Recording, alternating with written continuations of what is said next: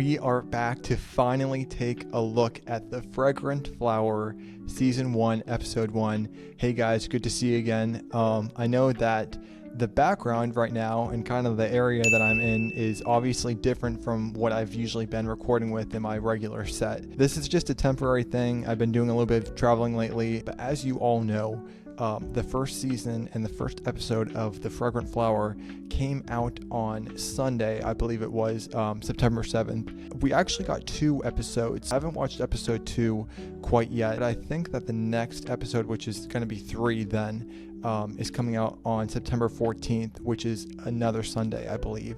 So it looks like we're going to get it every Sunday. I don't know if it's going to release weekly or not. To get directly into it, we start with the girls of Kikyo are singing and they're involved in the beginning of their school day, and then we shift to Rintaro looking out a window at the Kikyo High School. From what we remember in the trailer, Rintaro is very tall, he's blonde, and he's a student at Chiyodori High School. He does look somewhat intimidating because of his towering and large figure, and I guess because he wears earrings as well. I guess that I would say that gives him more of like an edgy kind of look. But even in the beginning, I noticed that he was very kind and well-mannered and gentle, and just the complete opposite of what people have looked at him from before. Now remember, Chiyodori is a school for kind of like the bad boys, or that's the impression that the school gives to the society, I guess. But it's known for having screw-ups and unintelligent males, which as we got further into the episode, I just realized that it was kind of a public school, but it seemed to be like a male-only public school. Anytime there are any interactions or we saw parts of the classroom, it was always only boys. So I think that at least in this part of the town or the city, because I was actually looking for more high schools, or like, you know, are there any more high schools? At least, you know, we don't know of them yet, but these are the only 2 high schools that we have, is one for girls, one for boys, one is prestigious, one is for screw-ups. I mean, it's, you know, completely polar opposites. I also noticed that while he was looking out this window for some time and kind of giving like a rundown of Kikyo High School, he looked to be very sad and not like judging of them. He didn't seem to hold any resentment or rage or any sort of judgment, but it was more of sadness. And I kind of looked at this more as, if they're in a male-only school, a boys-only school, he's probably looking for a girlfriend. Like, he probably wants to spend time with a girl, or, you know, with somebody else that aren't these guys. And he has a really good friend group, which, you know, I'll get to later. But I think that the main thing we see here is he's interested in, you know, what's going on at the school, but I think he's sad for either 2 reasons. One, he wants a girlfriend and he longs for love, or he hopes he misunderstands the Kikyo High School for it being prestigious and the girls kind of being like snooty or maybe snobbish. Now, the first we see of Rintaro's friends is when they get in a physical altercation. It looks like the boys that they were fighting with didn't go to the same high school, didn't go to Chiyodori. So that makes me think that there must be another high school or more high schools in that area. We just haven't heard of them yet. And first we have Shohei. This first friend is definitely the cool guy and kind of a jokester is what I picked up on. It feels like he could have a temper. I think it's just because he's high-strung and energetic. But he's not pessimistic and seems very positive, you know, fun, kind of the typical guy that goes to school but doesn't really like school. But I did read from his character synopsis, and I'm gonna have to check if this differs from the anime or not.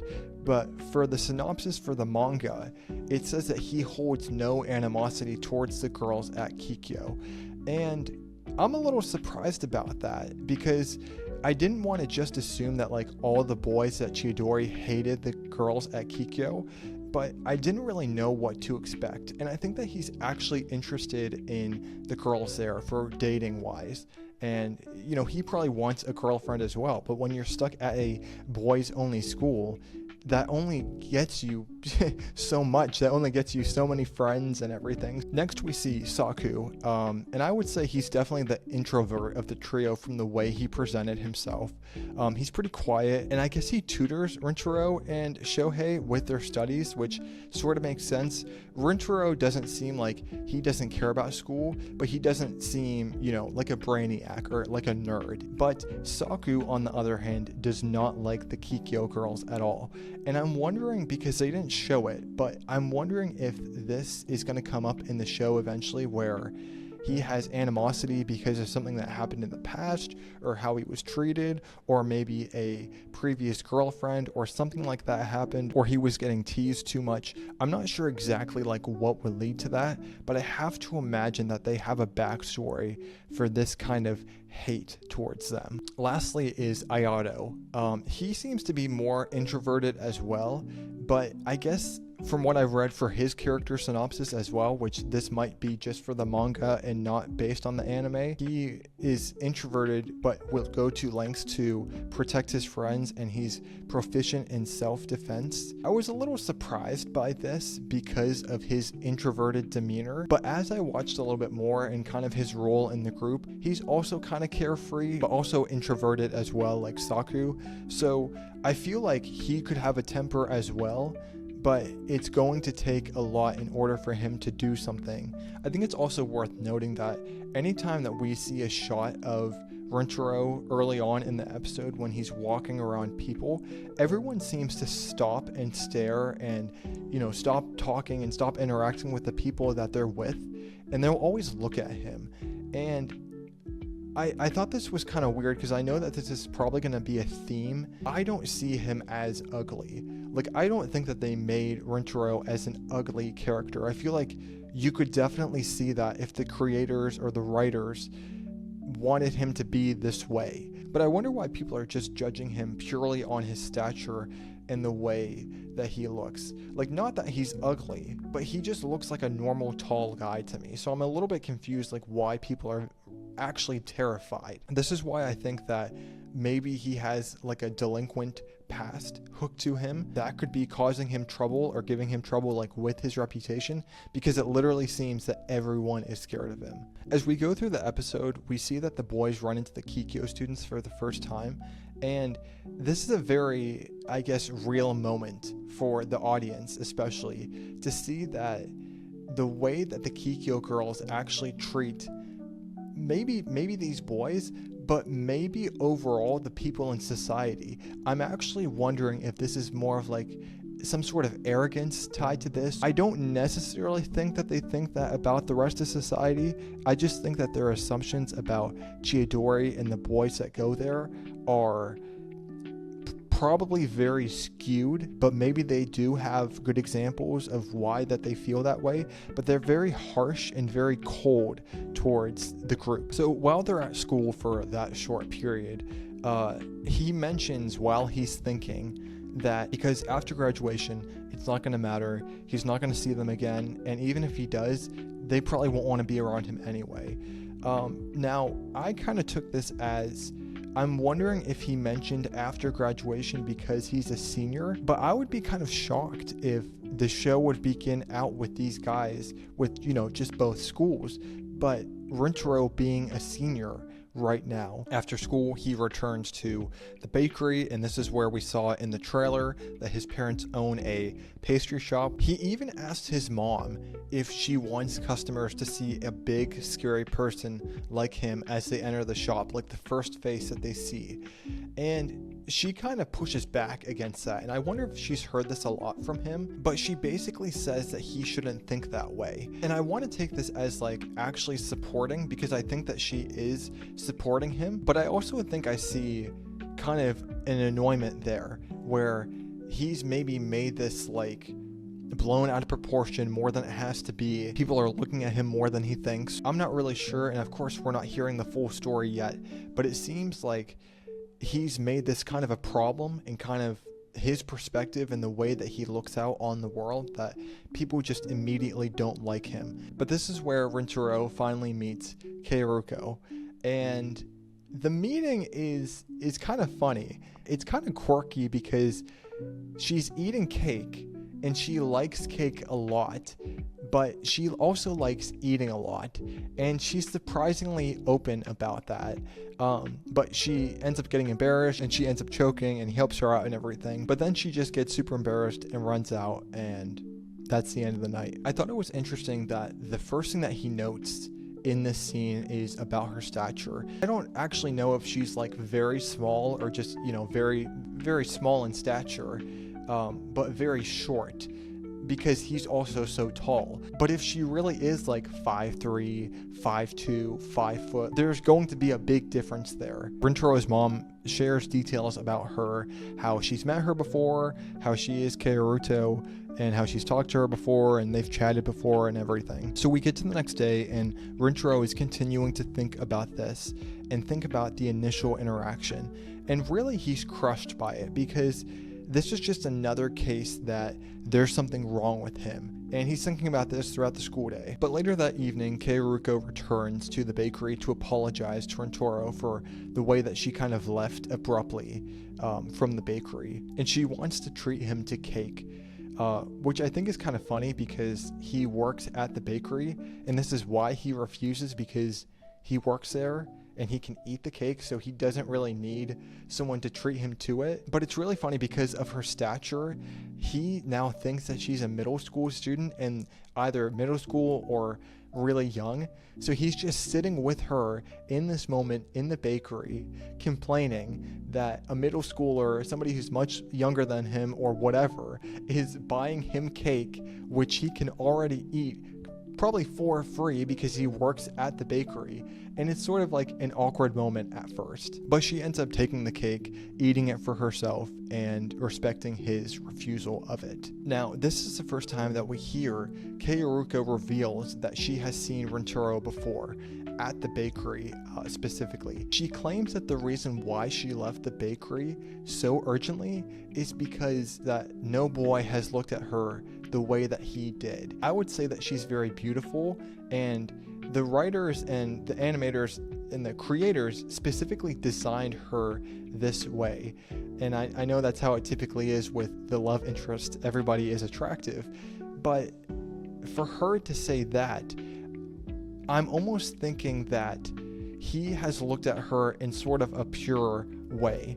And I also, I know that this probably points to her having a crush on him first and noticing him first, but I feel like this reveals that when she looked at him for the first time, or when she saw him looking at her for the first time, I guess, she noticed how pure it was, and how it wasn't in like a lustful or physical, I guess, revealing type of way, like a vile type of way. It was very pure in how he was looking. And of course, Rintaro has a hard time understanding this because of his perspective and kind of his mentality of thinking that nobody likes him, everybody thinks he's scary, he's too tall, he looks weird, all the negative thoughts and things that people have thought or said about him that he's heard, that's all he's ever heard.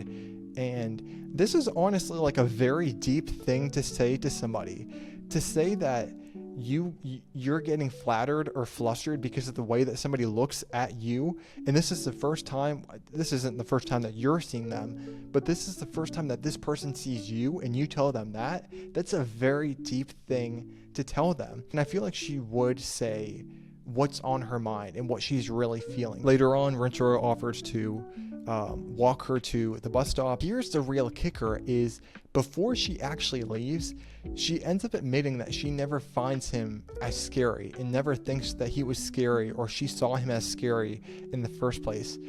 And again, this is just, it's good because I feel like it's increasing his self-esteem, but I feel like he's actually worried and he's concerned. There's actually something more wrong with him, why somebody's acting this way towards him, which is really kind of sad in a sense. I just feel like this is such a big moment for him. And of course, when you've never heard that before, I'm not saying you're going to blow it out of proportion, but you have to think, you have to sit down and think about this. And this is exactly what he does. He goes back to his room and he's thinking about this. And this is where we see I would say a youth flashback of probably grade school, of when the kids were teasing him or talking about his stature, talking about his appearance, the way he looks and everything.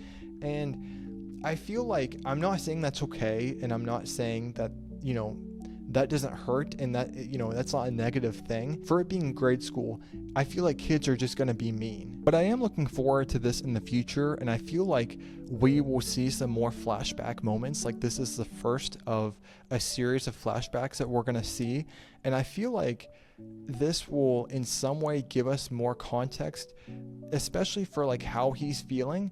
But I wonder if this is going to give us more context on what has actually happened and if any sort of traumatic events have happened. So later his mom reveals that she forgot the cake that she bought.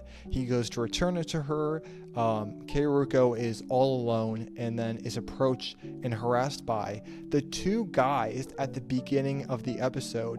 And honestly, like, I didn't think they were that bad at the beginning, but this scene was kind of uncomfortable and a little bit disturbing, and it shows like how big of dirtbags these guys were, because it was harassment, but they were literally going to beat her up. They were going to use her to tease him and to get back at him when she doesn't give in and when she stands up for him, like in a very beautiful way. I think this just shows that her character, she's a very sweet girl. She's very genuine. She's not snobbish. She's not, arrogant in any sort of way. And for her being a Kyoko student, this is pretty unbelievable. Rintaro rushes. He comes to the rescue. He protects her. He shields her from them. They run off. And then there's sort of a moment where, again, we see how Rintaro is thinking, and he's blaming himself for what happened. He's blaming that she is with him, she was involved with him, she was near him. While I was in this moment of the episode, I thought back to when his mom was talking to him when he got to the bakery that night. And she also said that he had been blaming himself for all of these things happening. And this is why I sort of think that it might be a perspective issue, like a low self-esteem in that regard. And then Keiruko also reiterates what his mom has been saying. This was just a very bad moment, and she was at the wrong place at the wrong time, and luckily he was there. Rintaro leaves, and Keiruko is just about to get on the bus, and we see a flashback of to when Rintaro is on top of her, he's covering her, he's shielding her. She starts to blush in that moment while she's remembering. And as we conclude the episode, Rintaro returns to school in the morning the following day. He's thinking and he's anticipating the next time that he's going to see her.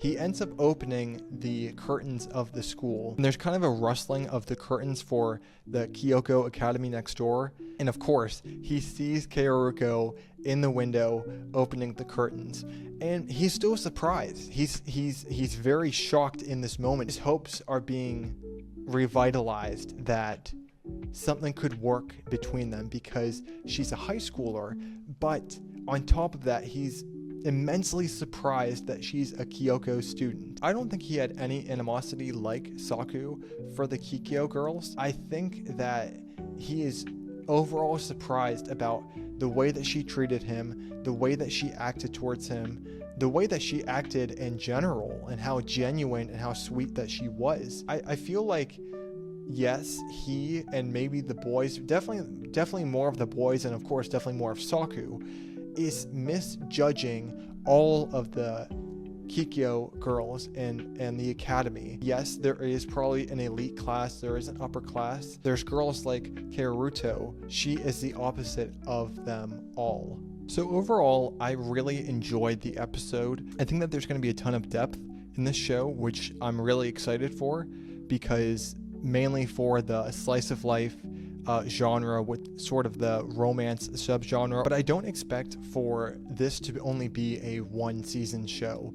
I know that the Fragrant Flower was a manga before, and it started in 2021, and it's actually still going now in 2025, even more midway through. Like, we're actually more than halfway through 2025, and it's still ongoing. I think that's really cool how this is going to be an emotional ride, or like it's going to be for the people who desire emotional depth. Miraculous, for example, with Miraculous, you have the action to help out. You have that superhero theme and sort of sub-genre that goes up against it. You have villains, you have superpowers, you have that magic element that is involved. So they the action and the romance sort of switch. They're definitely intertwined, but they can spring off of each other, and I feel like the romance is going to carry it a lot because of that slow burn storytelling. But yes, I'm very excited for this. I hope you guys are too. I did want to ask, and I hope you will put this in the comments, I am just automatically going to do a video for that second episode if you like this structure, or if you would rather have like a mid-season recap and you don't want like every single episode. But I do want to hear your thoughts in the comments. Those of you who like this video and like the structure, if you want it, type yes in the comments, type your thoughts. If you don't and you want me to switch to a different structure, totally okay with that. I just want to know what you guys want. For additional content, remember to check out the Sands social media and the SandsWay social media, the Instagrams. Those links will be provided down below in the description. Check those out. There's going to be content. I want to call it like weekly content, but it's basically micro content. With that being said, remember to like, comment, and subscribe, and I will see you guys in the next video.